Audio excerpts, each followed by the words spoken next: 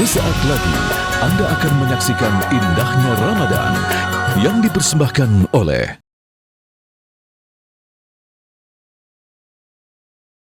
Seandainya kukatakan di belakang bukit Jabal Abi Qubais ini ada pasukan perang akan menyerang kita, apakah kamu percaya? Penduduk Makkah semuanya menjawab, sodaqnaka, kami percaya, karena dari kecil kami menggelar engkau Al-Amin.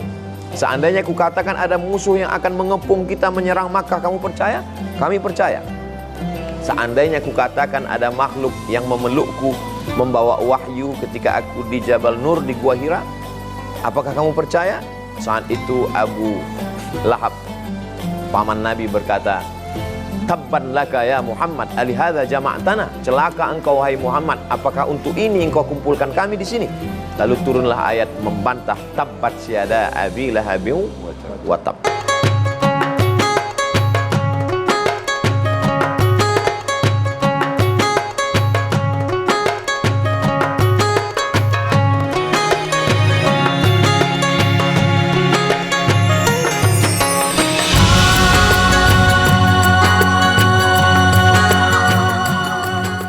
Ya, assalamualaikum warahmatullahi wabarakatuh. Alhamdulillahirabbil alamin. Allahumma shalli ala sayyidina Muhammad wa ala ali sayyidina Muhammad. Alhamdulillah, indahnya Ramadan tidak terasa pemirsa hadir kembali, dan ini sudah masuk di minggu ketiga di bulan Ramadan. Masya Allah, ini bertepatan sekali dengan peristiwa Nuzulul Quran, yang mana peristiwa ini Al-Quran turun ke bumi yang disampaikan kepada Nabi Muhammad SAW melalui malaikat Jibril. Nah, kita akan bahas lebih dalam peristiwa dan juga hikmah apa di balik Nuzulul Quran ini.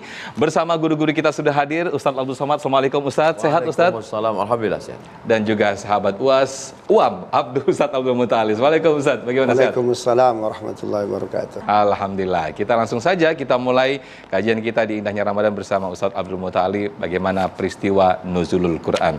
Fadal Ustadz Abdul Muttalib. Assalamualaikum warahmatullahi wabarakatuh. Waalaikumsalam.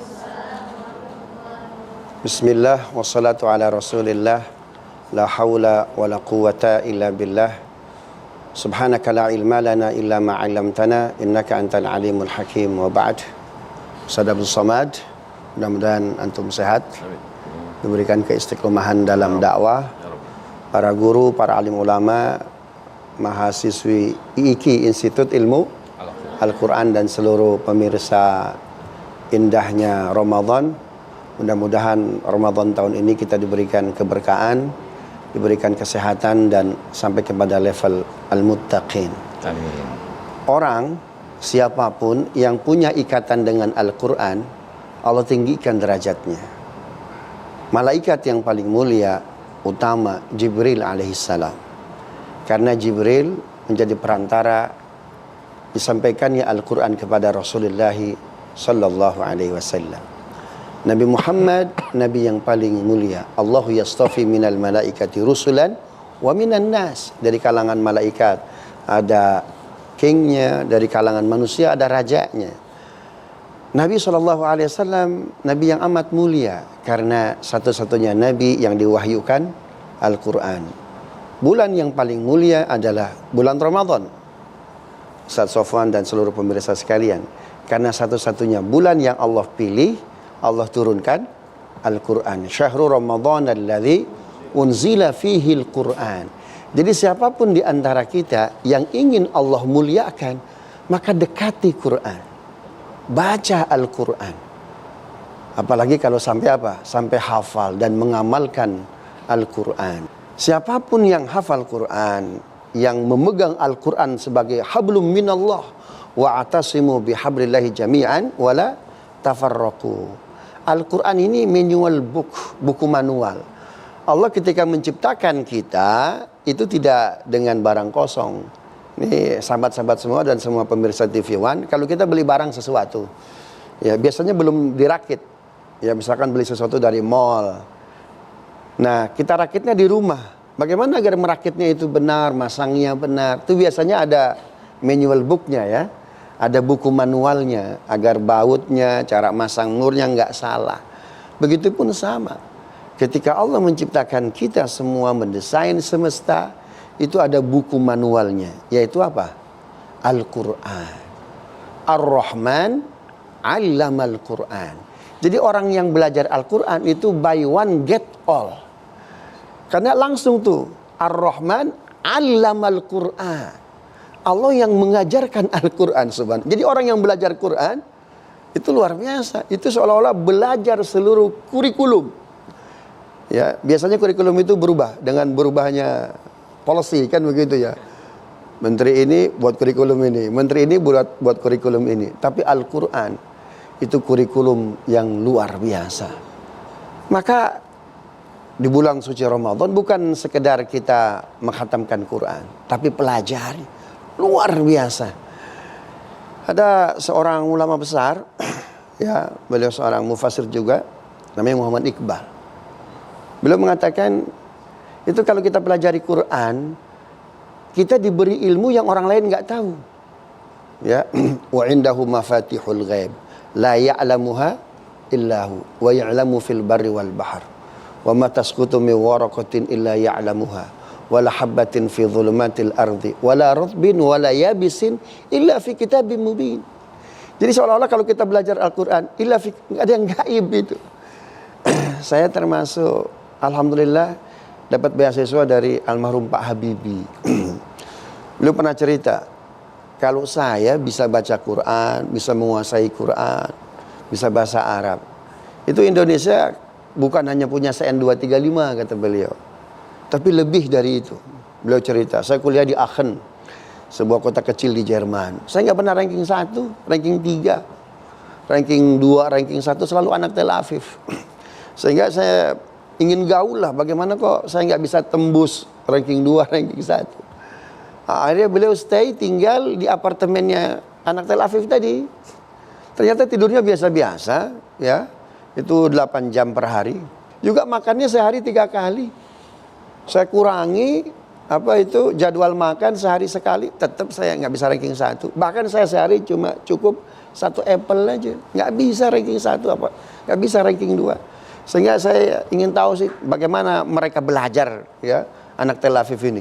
Sehari 2 hari saya tidak menemukan yang spesial, biasa-biasa saja. Hingga satu malam saya terjaga, lalu saya mendapatkan anak Tel Aviv sedang baca satu buku. Lalu saya coba mendekati the Holy Quran. That's my Holy Quran. Ya, dari sini saya dapat teori-teori yang luar biasa. Al-Quran betul bukan buku matematika, bukan buku fisika, bukan biologi, bukan. Tapi ilmu itu semua ada dalam Al-Quran. Ya, maka dekati Al-Quran, baca Al-Quran. Kalau ingin derajat kita ditinggikan oleh Allah Subhanahu wa taala, apalagi di bulan suci Ramadan ini, subhanallah. Ya, kalau bisa hafalkan Quran, dekati Quran. Kita menghafal Quran itu memori yang digunakan baru 0,00001%. Kecil sekali. Tapi setiap ayat yang dibaca, ya, setiap kalimat yang dibaca itu menambah kekuatan memori. Subhanallah. Agama kita bukan agama dogmatik. Iqra, bacalah. Apalagi yang dibaca Al-Quran. Kita baca buku A, B, C, D, E.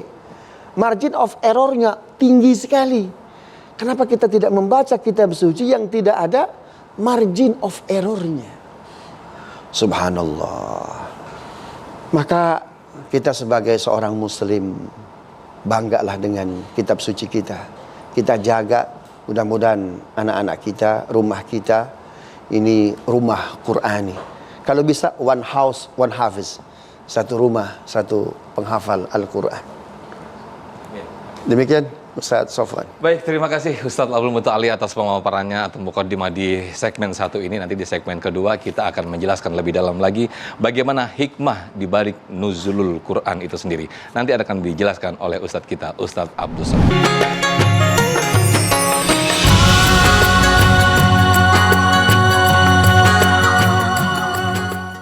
Baik, Masya Allah, Tabarakallah, kita masih di indahnya Ramadan setelah Ustaz Abdul Muta'ali tadi menjelaskan bagaimana betapa luar biasanya ketika kita terikat, selalu terpaut dengan Al-Quran, banyak ilmu di sana. Nah, bertepatan dengan hari minggu ketiga di bulan Ramadan ini, Ustaz Abdul Somad akan menjelaskan kepada kita semua hikmah dari nuzulul Quran.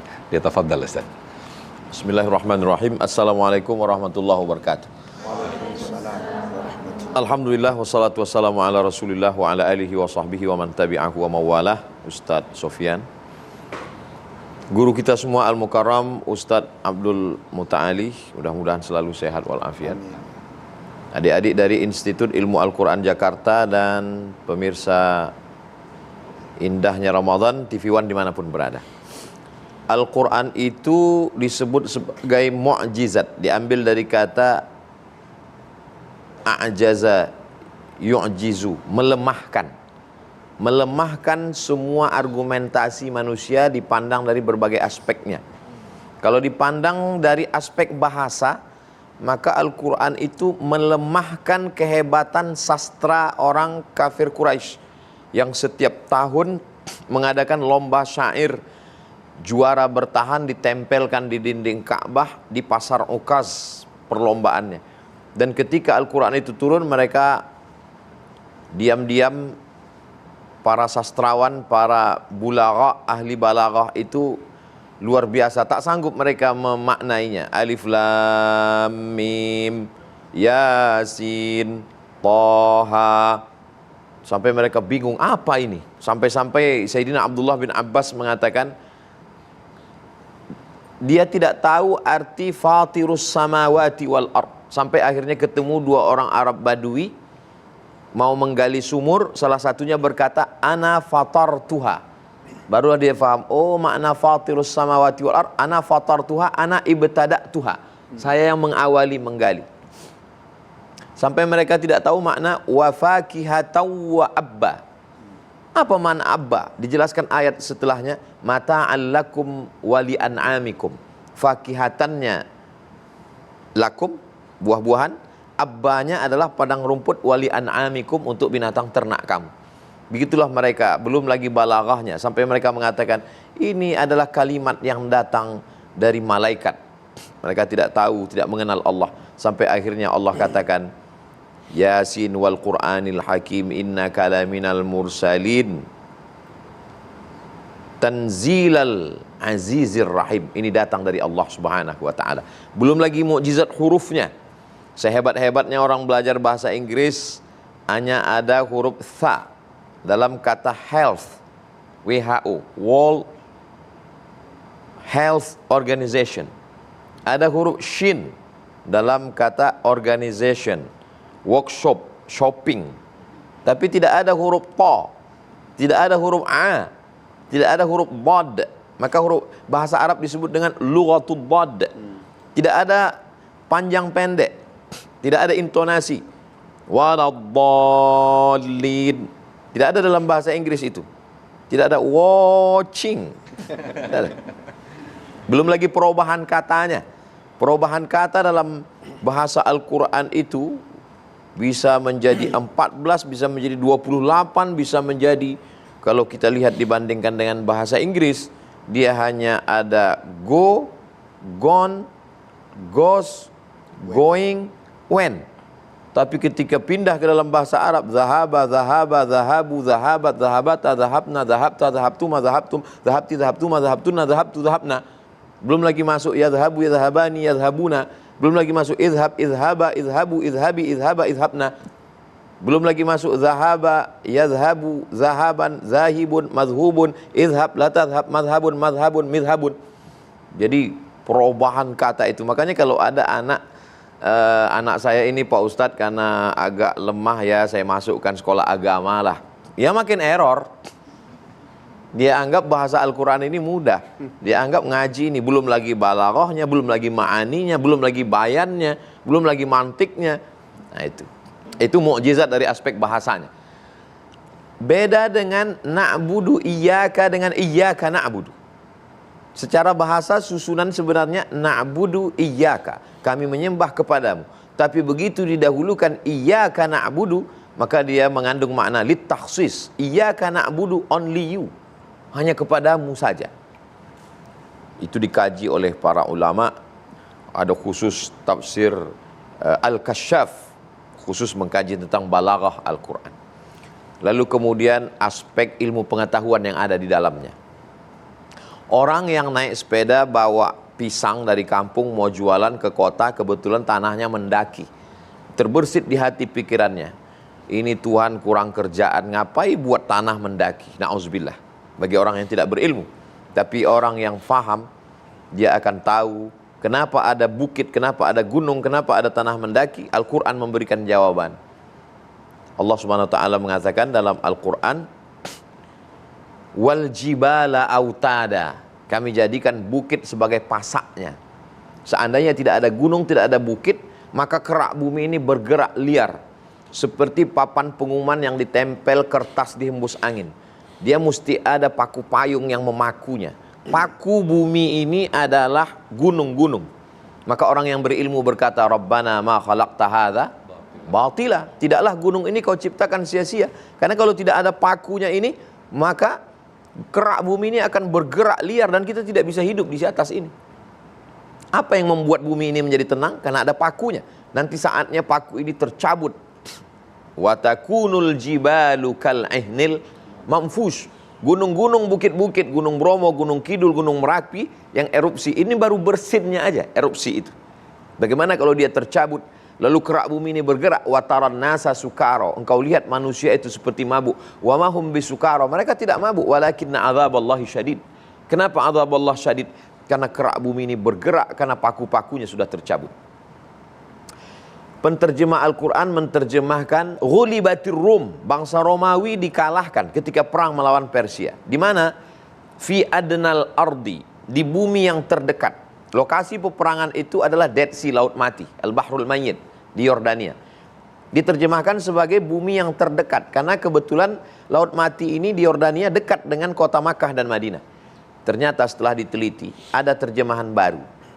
Fi adnal ardi, di bumi yang terendah. Karena rupanya Laut Mati, lokasi peperangan Romawi dengan Persia itu adalah belahan bumi yang paling terendah di bawah permukaan laut. Dari mana Nabi Muhammad tahu itu? Nabi tidak pernah terdaftar di fakultas geologi. Inna fi khalqis samawati, dalam penciptaan langit, wal ardi, penciptaan bumi, waqtilafil laili wan nahar, perputaran siang dan malam, la ayat, semua itu ayat-ayat. Itu yang disebut dengan ayat kauniyah. Bukan sekedar ayat kursi, ayat dalam surat Al-Fatihah, tapi dia ayat Al-Kauniyah. Ketika manusia berpikir tentang langit, muncul ilmu langit, muncul ilmu tentang bumi, geologi, tentang langit, astronomi, meteorologi, klimatologi, dan geofisika. Maka kalau ilmu itu digali terus, maka akan muncullah para saintis, para dokter. Alhamdulillah sekarang penghafal Quran bisa masuk fakultas kedokteran. Hafal Quran bisa jadi apapun yang dia mau. Apapun yang menempelkan dirinya dengan Al-Quran, dia menjadi mulia. Termasuklah institut ketika menempel dengan Al-Quran menjadi institut ilmu Al-Quran. Dan hari-hari ini adik-adik dimuliakan semua barokah Al-Quran. Amin, amin. Demikian Ustaz. Masya Allah, kita dibuat terbelalak, kita dibuat terheran-heran ketika Ustaz Abdul Somad menjabarkan betapa indahnya ayat-ayat Al-Quran, betapa indahnya bahasa sastra Al-Quran yang diciptakan oleh Allah Subhanahu wa Ta'ala. Bahkan sastrawan Arab dibuat terdiam ketika Al-Quran itu diturunkan ke bumi. Saya akan melengkapi di indahnya Ramadan ini dengan diskusi dan juga tanya jawab. Saya akan, ini Masya Allah, ini ada dari Institut Ilmu Al-Quran, nampaknya terhipnotis dengan apa yang disampaikan oleh guru-guru kita. Siapa yang mau nanya ini? Masya Allah, semangat sekali. Saya geser ke sana, ke para jamaah, sahabat-sahabat yang sudah siap dengan pertanyaan. Siapa dulu nih? Ayo, silakan berdiri. Ya, silakan. Assalamualaikum warahmatullahi wabarakatuh. Waalaikumsalam warahmatullahi wabarakatuh. Nama saya Andita Indah Alia Putri, mahasiswi Institut Ilmu Al-Quran Jakarta. Mohon izin bertanya, Ustadz. Jadi tadi kan dikatakan bahwasanya alasan Al-Quran diturunkan di bulan Ramadan itu karena Ramadan adalah bulan yang suci. Kemudian yang ingin saya tanyakan, apakah ada hikmah lain dengan diturunkannya Al-Quran itu di bulan Ramadan? Ada keterkaitannya dengan supaya ibadah kita itu bisa jadi lebih maksimal lagi. Baik. Terima kasih. Wassalamualaikum warahmatullahi wabarakatuh. Waalaikumsalam warahmatullahi wabarakatuh. Kita kasih kesempatan waktu guru-guru kita untuk makan sahur dulu ya. Oke, silakan. Dijawab nanti Ustaz. Kita sahur dulu, kita lanjutkan sahur dulu Ustaz. Silakan.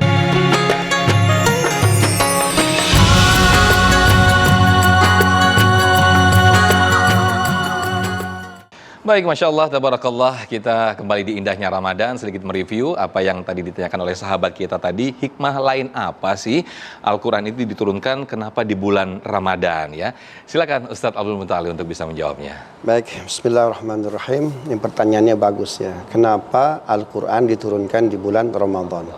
Pepatah Arab mengatakan, rahmatullahi kal arush yatlubul khala. Rahmat Allah itu seperti penganten. Penganten senangnya cari kamar kosong, Ustaz. Cocok, Ustaz ya?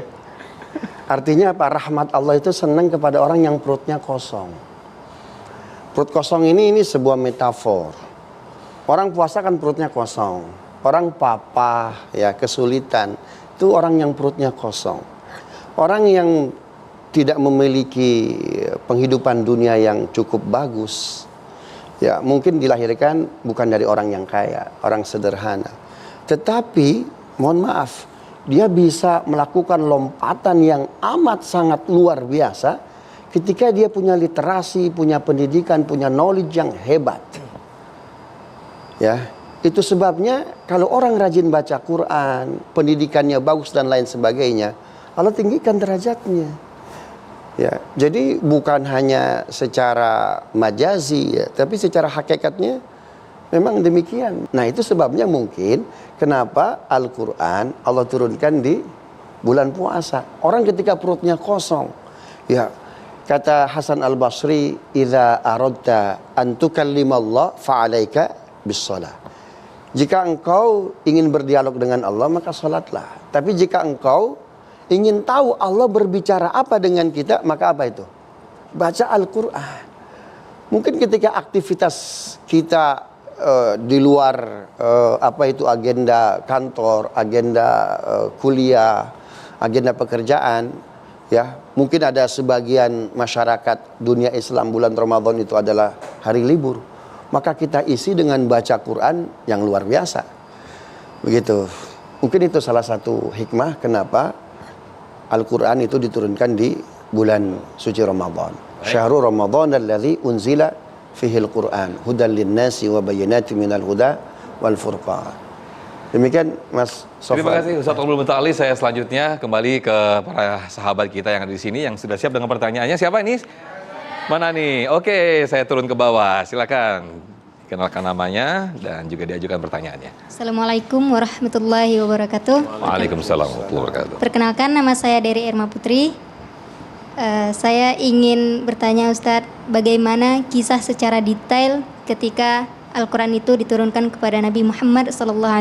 Terima kasih Ustadz. Assalamualaikum warahmatullahi wabarakatuh. Waalaikumsalam warahmatullahi wabarakatuh. Ini kita cerita sejarah ini biasanya bikin mewek nih Ustadz. Silakan Ustadz. Nabi SAW bertahannus di Gua Hira pada usia 38 tahun di bulan Ramadan.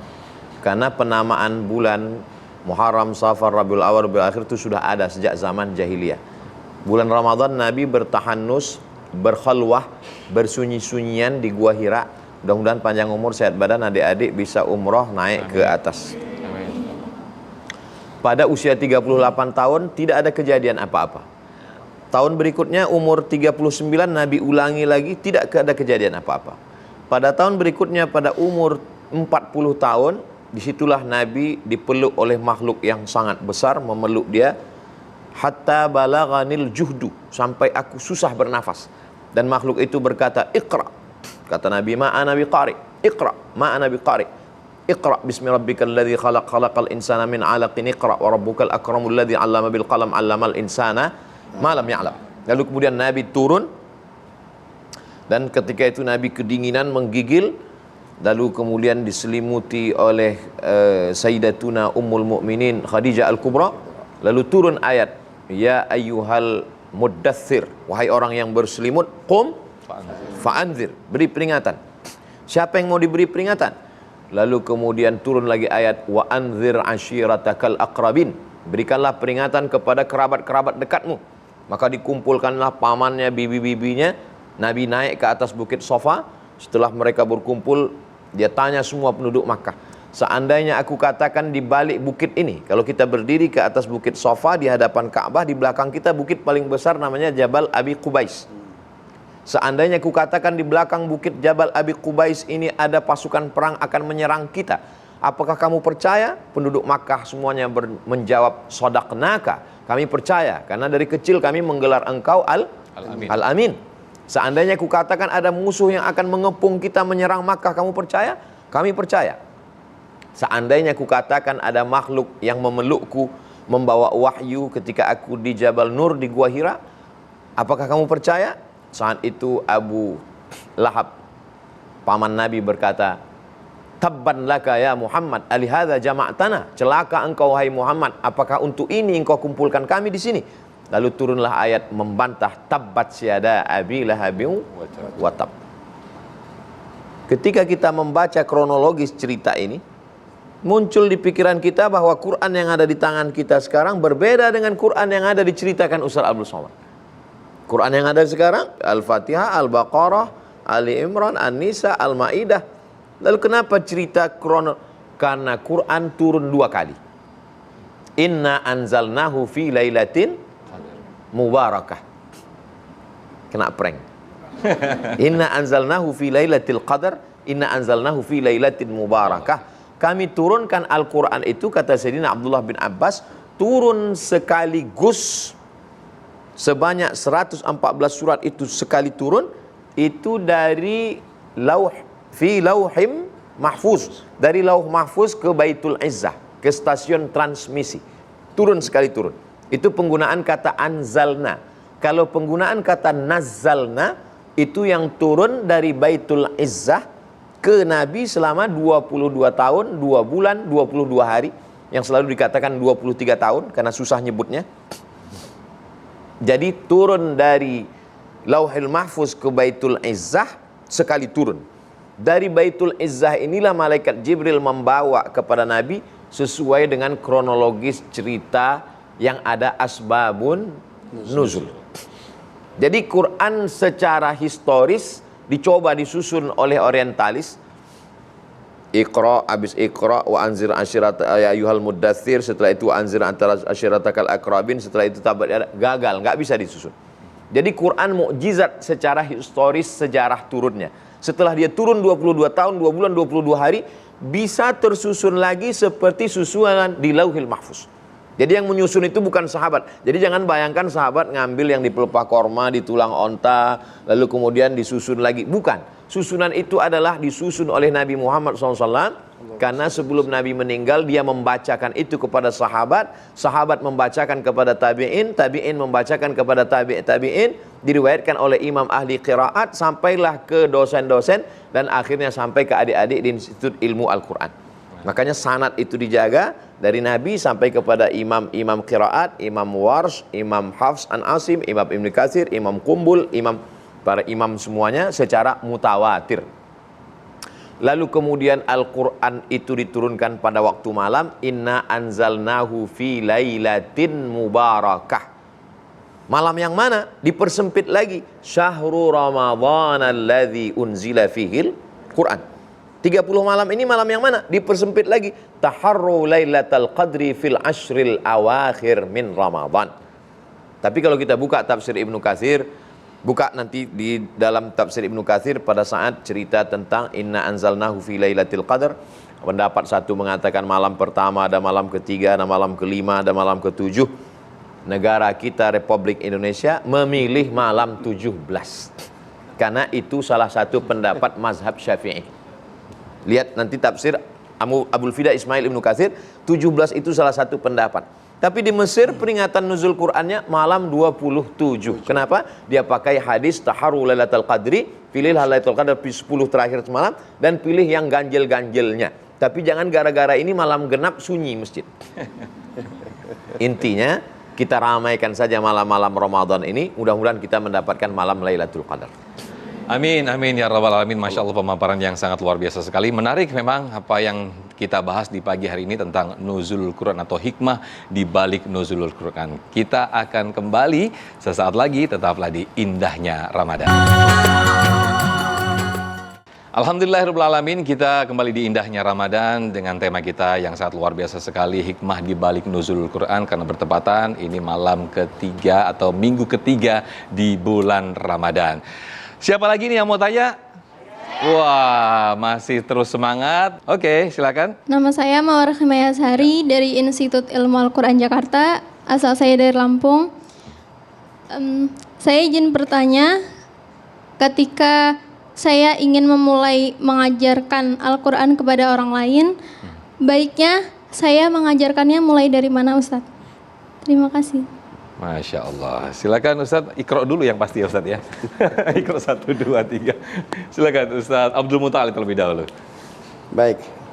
Bismillahirrahmanirrahim. Al-Quran itu kalamullah, perkataan Allah, firman Allah. Maka minta izinlah kepada pemilik perkataan tersebut. Seseorang itu tidak akan mulia karena melakukan kewajiban. Makanya para ulama, para aulia, mereka punya makom yang luar biasa itu karena menghindari keburukan. Makanya istilahnya tazkiyatun nufus. La yamassuhu illa al-mutahharun. Al-Quran itu tidak bisa disentuh kecuali bagi orang yang bersih hatinya. Nah, terkait masalah dari mana kita mulainya, dari keikhlasan. Ikhlas itu satu-satunya definisi dalam Islam itu yang nggak ada definisinya. Satu-satunya amal yang nggak ada definisinya. Abu Bakar ditanya, ya Abu Bakrin mahwal ikhlas? Wallahi ma'adri, saya nggak tahu. Nanti saya tanya Nabi ya Rasulullah mahwal ikhlas. Apa itu ikhlas ya Rasulullah? Wallahi ma'adri, saya nggak tahu. Nanti saya tanya malaikat ya. Malaikat apa itu ikhlas? Wallahi ma'adri, saya nggak tahu. Nanti saya tanya Allah dulu, ya Rabbi, mahwal ikhlas. Apa kata Allah Subhanahu wa taala? Al-ikhlasu sirrun min asrari. Ikhlas itu salah satu rahasia yang aku punya. Nasabtu liman raditu bi. Aku berikan kepada orang yang aku ridhai. Karena itu kita terus minta kepada Allah agar diberikan apa? Keikhlasan. Karena yang kita ajarkan itu luar biasa, kalamullah. Jangankan kalamullah, hadis Nabi saja, man kadzaba alayya muta'ammidan falyatabawwa maq'adahu minan nar. Berdusta atas nama Nabi, subhanallah, siap-siap. Ya, itu seatnya di api neraka. Apalagi kalamullah. Karena itu mintalah kepada Allah, Allahumma ftah lana futuhal arifi. Ya Allah, bukakan saya. Sehingga ketika menafsirkan itu bukan karena apa? Bukan karena hawa nafsunya. Ya. Abdullah bin Abbas yang dapat doa dari Nabi, Allahumma alimhu ta'wil wa alimhu tafsir. Ya Allah, ajari Abdullah bin Abbas ta'wil dan tafsir dalam Al-Quran. Apa kata beliau? Ya, sehingga dikutip oleh kemudian hari oleh Muhammad Iqbal. Kita baca Quran hari ini, kita akan menemukan makna. Besok kita baca lagi Al-Quran akan menemukan makna yang lain. Ya. Sejak zaman sahabat sampai sekarang itu tafsir Al-Quran luar biasa, nggak pernah berhenti. Kenapa?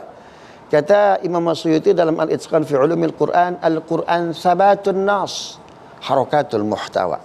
Quran itu dari dulu sampai hari ini teksnya tetap, tapi harakatul muhtawa, maknanya bergerak terus. Karena itu bersihkan hati kita, bersihkan niat kita, tumbuhkan keikhlasan. Nanti oleh Allah bukan hanya diberikan kemudahan untuk mengajarkan Al-Quran, tapi Allah akan berikan knowledge, pemahaman, penafsiran yang luar biasa. Demikian Ustaz Sofan. Terima kasih Ustaz Abdul Muthalib. Selanjutnya saya ke para sahabat-sahabat dari IQ lagi untuk mengajukan pertanyaan. Siapa lagi? Waduh, yang mana dulu ini? Oke, saya turun ke bawah dengan adik siapa dan langsung diajukan pertanyaannya. Silakan. Assalamualaikum warahmatullahi wabarakatuh. Waalaikumsalam warahmatullahi wabarakatuh. Perkenalkan Ustaz, nama saya Rizky Amalia dari mahasiswa Institut Ilmu Al-Quran. Ustaz, saya ingin meminta amalan. Bagaimana caranya agar kita terkadang kan suka lalai. Kan menjaga hafalan itu sangat sulit. Menjaga hafalan dan selalu murojaah untuk istiqomah itu yang sulit. Saya ingin meminta amalannya agar rasa malas itu jauh-jauh tuh dari saya, Ustaz. Terima kasih. Terima kasih. Baik, silakan Ustaz Abdul Samad. Amalannya ya istiqomah Ustaz ya. Silakan Ustaz. Saya hanya bercerita tentang bagaimana saya kuliah dulu. Karena kalau saya terlalu ideal, mesti begini, ternyata saya dulu kuliah tidak seperti itu. Saya kuliah tidak pakai sistem SKS. Saya sampai 5 September 98 di Kairo. Dari fakultas sudah turun diktat, namanya muqarrar. Satu mata kuliah berkisar antara 200 sampai 300 halaman. Semua mata kuliah kami 14, dibagi 2, 7 tambah 2 juz hafalan. 1 tahun. Muqarrar diktat itu saya baca 3 kali. Baca pertama, sebelah kanan kitab, sebelah kiri kamus Al-Munawwir. Saya garis. Makanya muqarrar saya itu kalau dibuka seperti hutan rimba. Banyak sekali akar-akar pohonnya. Karena saya tulis terjemahnya. Baca kedua, yang sangat penting saya garis merah. Yang penting garis hijau. Yang nggak penting ya nggak usah digaris. Baca ketiga, saya ringkas. Ayat saya hafal, hadis saya hafal, ucapan ulama saya hafal. Yang kira-kira tidak hafal, saya garis. Jadi kalau ayat saya tulis pendek, titik-titik. Hadis, titik-titik. Titik-titik. Saya ringkas, karena saya termasuk orang cepat bosan baca buku. Jadi kemana-mana pergi, saya nggak bawa buku. Saya bawa ringkasan aja. Dan ringkasan saya semua orang boleh pinjam kopi, tapi nggak paham. Itu khusus. Jadi sampai sekarang diktatnya ada saya simpan di rumah. Di dalam diktat itu ada soal ujian, ada. Jadi saya hafal. Karena sistem yang ketat mendidik saya. Kalau tidak lulus 3 mata kuliah, berarti gagal mesti diulang 1 tahun. Kalau ngulang 1 tahun, beasiswa putus 25%. Kalau 2 tahun tidak naik tingkat, hilang beasiswa 100%. Kalau 3 tahun tidak lulus, berarti saya DO, gagal, mapsul, dan pulang tidak dikasih tiket, siap-siap buat rakit dari Sungai Nil ke Sungai Siak Riau. Saya kuliah 4 tahun tidak pernah minta uang seperak pun. Tapi orang tua saya bukan fakir miskin. Saya berangkat krisis moneter, anak Indonesia yang lulus 100, yang berangkat 74, termasuk saya. Artinya orang tua saya mampu beli tiket. Tapi untuk minta uang tak mau. Jadi adik-adik yang malas, besok telepon orang tua, jangan minta uang. Insya Allah semangat. Beda antara orang lari santai dengan lari dikejar anjing herder. Itu yang saya lakukan, itu yang saya amalkan, itu yang saya laksanakan. Saya selesaikan S1 saya 3 tahun 10 bulan. S2 saya selesaikan 1 tahun 11 bulan. 300 halaman tesis. Rijalul Muwatta' wa Sahihain alladzina dha'afahumun Nasa'i fi kitabid du'afa wal matrukin jam'an wa dirasatan. S3 saya bawa disertasi saya mau sidang, setelah dicek kurang 4 bulan. Saya selesaikan 1 tahun 8 bulan. Pulang dulu ke Indonesia, habiskan 4 bulan, baru datang, baru sidang. Jadi kalau ada adik-adik mahasiswa ditanya, udah semester berapa? Lebih baik pulang kampung, nikah, jelas hasilnya. Wallahu a'lam. Baik, sedikit waktu saja ini untuk Ustaz Abdul Muta'ali untuk memberikan kesimpulan dari apa yang kita bahas di pagi hari ini. Silakan Ustaz. Baik, Al-Quran itu luar biasa. Dia bukan hanya bacaan sebatas kita dapat asupan, dapat informasi baru. Ya, bahkan bernilainya itu adalah ibadah. Biasanya kita baca buku untuk mendapatkan sesuatu, hanya untuk duniawi saja. Tetapi Al-Quran dapat dua-duanya. Maka kita punya Al-Quran, dalami dia, pahami dia, hafalkan dia, amalkan dia. Maka Al-Quran buy one get all. Beli 1 dapat semuanya. Masya Allah. Assalamualaikum warahmatullahi wabarakatuh. Waalaikumsalam warahmatullahi wabarakatuh. Jazakumullah Ustaz Abdul Muta'ali, jazakumullah khairul jaza Ustaz Abdul Somad yang telah memberikan pemaparan di pagi hari ini. Mudah-mudahan dengan apa yang kita bahas di pagi hari ini membuat kita semakin dekat dengan Al-Quran, dan setiap kehidupan kita selalu diiringi dengan ayat-ayat Al-Quran. Akhirnya saya Muhammad Sofyan, Ustaz Abdul Muta'ali, dan juga Ustaz Abdul Somad dan seluruh para mahasiswa di sini Institut Ilmu Al-Quran pamit undur diri. Terima kasih. Wassalamualaikum warahmatullahi wabarakatuh. Ustaz Abdul Somad, tafadhal ya. Allahumma arhamna bil Qur'an. Turunkan rahmatmu kepada kami dengan kemuliaan Al-Quran ya Allah. Waj'alhu lana imaman wa nuran wa hudan wa rahmah. Jadikan Al-Quran itu sebagai pembimbing kami, cahaya penerang hati kami, penyebab turunnya rahmat dan hidayah untuk kami. Warzuqna tilawatahu ana al-laili wa atrafan nahar. Berikan kami rezeki untuk membacanya pagi, petang, siang dan malam. Allahumma ja'alil Qur'ana rabi'a qulubina, jadikan Quran sebagai penenang hati kami. Wa dhihaba husnina wa humumina wa ghumumina, sebagai pengusir gundah gulana kekacauan hati kami. Allahumma ja'al abna'ana wa banatina min huffazil Qur'an wal hafizat. Jadikan anak keturunan kami menjadi para penghafal Quran, mujahid yang menolong agamamu dengan kemuliaan Al-Quran. Wa sallallahu ala sayyidina Muhammad wa ala alihi wa sahbihi wa sallam walhamdulillahi rabbil alamin.